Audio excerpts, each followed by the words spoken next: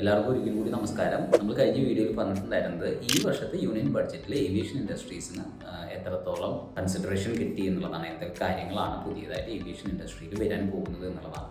അതിൻ്റെ ഒപ്പം തന്നെ പറഞ്ഞാൽ വേറൊരു കാര്യമുണ്ട്. ബീഹാർ എന്ന് പറയുന്ന സംസ്ഥാനത്തിന് കിട്ടിയ ഏവിയേഷൻ്റെ ഷെയർസ് പറയുന്നുണ്ട്. അതായത് ഏവിയേഷൻ ഇൻഡസ്ട്രിയിൽ അവിടെ സംഭവിക്കാൻ വേണ്ടി പോകുന്ന അല്ലെങ്കിൽ നടത്താൻ വേണ്ടി പോകുന്ന ഡെവലപ്മെൻറ്റ്സിനെ കുറിച്ച് പറയുന്നുണ്ട്. അതിൽ ഏറ്റവും ഇമ്പോർട്ടൻ്റ് ആയിട്ടുള്ളത് ഇപ്പോഴുള്ള പട്ന എയർപോർട്ട്, ആ പട്ന എയർപോർട്ടിൻ്റെ കപ്പാസിറ്റി ഇൻക്രീസ് ചെയ്യും എന്നുള്ളതാണ്. മാത്രമല്ല ബീഹാറിൽ ഒരു ഗ്രീൻഫീൽഡ് എയർപോർട്ടും ഒരു ബ്രൗൺഫീൽഡ് എയർപോർട്ടും ഡെവലപ്പ് ചെയ്യുന്നുണ്ട് എന്നുള്ളതാണ്. അപ്പോൾ എന്താണ് ഈ ഗ്രീൻഫീൽഡ് പ്രോജക്റ്റ്, എന്താണ് ബ്രൗൺഫീൽഡ് പ്രോജക്റ്റ്, ആ കാര്യങ്ങളാണ് നമ്മൾ ഈ വീഡിയോയിൽ ഡിസ്കസ് ചെയ്യുന്നത്. ഗ്രീൻഫീൽഡ് എയർപോർട്ട് പ്രോജക്റ്റ് എന്ന് പറയുന്നത് യാതൊരു വിധത്തിലുള്ള ഇൻഫ്രാസ്ട്രക്ചറും ഇല്ലാത്തൊരു സ്ഥലത്ത്, യാതൊരു വിധത്തിലുള്ള ഒരു ബിൽഡിങ്ങുകളോ ഒന്നും ഇല്ലാത്തൊരു സ്ഥലത്ത് പുതിയതായിട്ട് ഒരു എയർപോർട്ട് ഡെവലപ്പ് ചെയ്ത് കൊണ്ടുവരുന്നു എന്നുള്ളത് തന്നെയാണ് ഇവിടെ ഗ്രീൻഫീൽഡ് എയർപോർട്ട് പ്രോജക്റ്റ് എന്ന് പറയുന്നത്.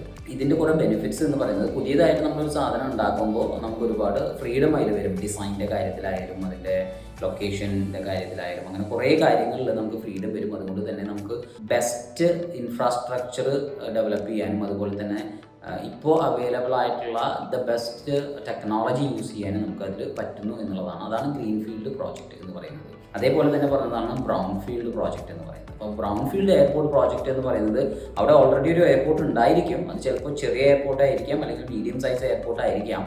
ആ എയർപോർട്ടിനെ വലുതാക്കുക. അപ്പോൾ ആ എയർപോർട്ടിനെ വലുതാക്കുക എന്ന് പറയുമ്പോൾ അവിടെ അതിൻ്റെ കപ്പാസിറ്റി കൂട്ടുന്നതിൻ്റെ ഭാഗമായിട്ട് ചിലപ്പോൾ പുതിയ ഇൻഫ്രാസ്ട്രക്ചേഴ്സ്, പുതിയ ബിൽഡിങ്സ്, പുതിയ ടെർമിനൽസ്, ചിലപ്പോൾ റൺവേ തന്നെ പുതിയത് പണിയുന്നുണ്ടായിരിക്കും. അങ്ങനെ എല്ലാ രീതിയിലും അതിനെ റീവാമ്പ് ചെയ്തിട്ട് ഒരു പുതിയൊരു എയർപോർട്ട് പോലെ ആക്കി തീർക്കുക എന്നുള്ളതാണ്. അപ്പോൾ ഗ്രീൻഫീൽഡ് എയർപോർട്ട് എന്ന് പറയുന്നത് സ്റ്റാർട്ടിങ് ഫ്രം ദ സ്ക്രാച്ച് എന്ന് പറയുക, അതായത് ഒന്നുമില്ല അവിടെ പുതിയൊരു എയർപോർട്ട് പണിയുന്നതിനെയും. ബ്രൗൺഫീൽഡ് എയർപോർട്ട് പ്രോജക്റ്റ് എന്ന് പറയുന്നത് ഓൾറെഡി ഒരു ചെറിയൊരു എയർപോർട്ടോ അല്ലെങ്കിൽ ഒരു മീഡിയം സൈസ് എയർപോർട്ടോ ഉണ്ടായിരിക്കും. ആ എയർപോർട്ടിനെ എക്സ്പാൻഡ് ചെയ്യുന്നതും ആണ് ഈ ഗ്രീൻഫീൽഡ് എയർപോർട്ട് പ്രോജക്റ്റ് എന്ന് പറയുന്നത്, ബ്രൗൺഫീൽഡ് എയർപോർട്ട് പ്രോജക്റ്റ് എന്ന് പറയുന്നത്.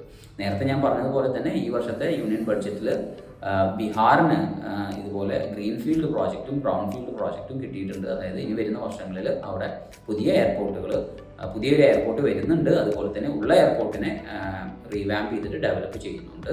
ഇതിൻ്റെ അർത്ഥം ഒരുപാട് ഓപ്പർച്യൂണിറ്റീസ് ആണ് ഇന്ത്യയിൽ ഏവിയേഷൻ ഇൻഡസ്ട്രിയിൽ വന്നുകൊണ്ടിരിക്കുന്നത്.